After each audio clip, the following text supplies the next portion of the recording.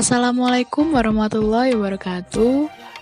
Perkenalkan, kami dari mahasiswa Prodi Manajemen Rekayasa Universitas Internasional Semen Indonesia dari kelompok 5 akan menjelaskan dari mata kuliah Sistem Pengukuran tentang Elastic Sensing Elements.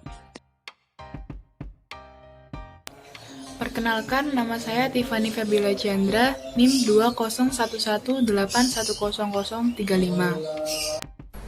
Perkenalkan, nama saya Muhammad Iksa Mulya Salsabil, NIM 2011810015, Angkatan SI 6. Assalamualaikum warahmatullahi wabarakatuh. Nama saya Muhammad Rizal Aldi Pratama, NIM saya 201181810025. Di sini saya akan menjelaskan sedikit tentang definisi Elastic Sensing Element. Elastic Sensing Element merupakan unsur-unsur yang mengubah input gaya menjadi perpindahan jarak atau delta X. Sensor elastik ini biasanya digunakan untuk mengukur torsi, tekanan, dan percepatan, di mana berkaitan dengan gaya. Secara matematis, dapat dituliskan sebagai persamaan berikut. Yang pertama adalah TO sama dengan F kali S, yang kedua adalah P sama dengan F per A, yang ketiga adalah alfa sama dengan F per M, di mana TO sama dengan torsi, F sama dengan gaya, S sama dengan jarak, A sama dengan luas permukaan, alfa adalah percepatan, sementara M adalah massa. Lalu ada model dari Dynamic Elastic Sensing Element.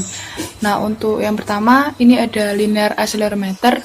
Untuk linear accelerometer ini merupakan percepatan linear, dan juga Kx-nya ini sebagai gaya pegas, lalu lambda x berupa gaya peredamnya. Nah, percepatan linear ini ibaratnya seperti pengemudi mobil yang tiba-tiba mengerem mendadak. Nah, maka pengemudi tersebut akan terlempar ke belakang, atau mungkin ketika pengemudi tersebut tiba-tiba melaju dengan cepat. Nah, maka pengemudi tersebut akan terlempar ke depan. Nah, kurang lebih seperti itu dari konsep dari linear accelerometer. Lalu yang kedua ada pressure sensor. Untuk yang pressure sensor ini merupakan tekanan sensor. Nah, di sini inputannya berupa P, lalu akan menghasilkan tenaga AP, di mana A berupa luas penampang dan P merupakan tekanan. Sama di sini juga Kx-nya berupa gaya pegas dan lambda X-nya itu berupa gaya redamannya. Lalu ada angular accelerometer atau percepatan sudut. Untuk percepatan sudut ini inputannya berupa momen inersia yang dilambangkan dengan I, lalu gaya tersebut akan berlawanan arah dengan B theta dan juga C theta, di mana C theta merupakan gaya pegasnya dan juga B theta itu merupakan gaya dari redamannya. Untuk yang torsi atau torque sensor, nah ini gaya inputannya berupa inputan sebuah torsi, lalu sama dengan angular accelerometer, dia juga C theta-nya itu berupa gaya pegas dari sebuah torsinya itu tadi, dan juga B theta-nya sebagai gaya peredamnya. Untuk persamaannya sendiri sudah dituliskan di sini, dan torque sensor dan angular accelerometer ini ada persamaan bahwasanya I theta ditambah B theta plus C theta itu akan menghasilkan inersia atau sama dengan torsi. Jadi mereka sama. Penerapan elastic sensing elemen dengan menggunakan strain gauge. Yang pertama, aplikasi dari tekanan. Pada cantilever atau load cell, aplikasi gaya F menyebabkan cantilever tertekuk sehingga permukaan atas tegangan plus E dan permukaan bawahnya sama dengan kompresi tegangan min E. Besarnya regangan yang diberikan E adalah E sama dengan 6 dikali L min X dikali F sama per W dikali T kuadrat dikali E. Yang kedua yaitu aplikasi dari torsi menggunakan torque sensor.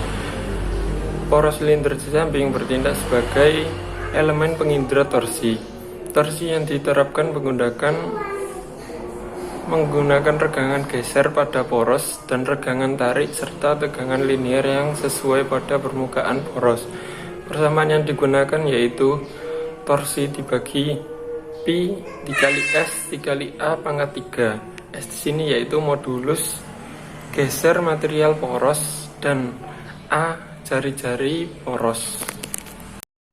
Selanjutnya, yang ketiga yaitu aplikasi dari percepatan yang menggunakan Unbound Strain Gauge Accelerometer. Diagram Unbound Strain Gauge Accelerometer merupakan penerapan sederhana yang menggunakan regangan tidak terikat. Ruang antara massa seismik dan casing diisi dengan cairan untuk memberikan redaman. Pengukuran regangan tidak terikat adalah kawat logam halus yang diregangkan yang memberikan gaya bekas yang memulihkan serta bertindak sebagai vektor pemindahan sekunder. Sekian dari kelompok kami. Apabila ada salah kata, mohon dimaafkan. Terima kasih atas perhatiannya. Wassalamualaikum warahmatullahi wabarakatuh.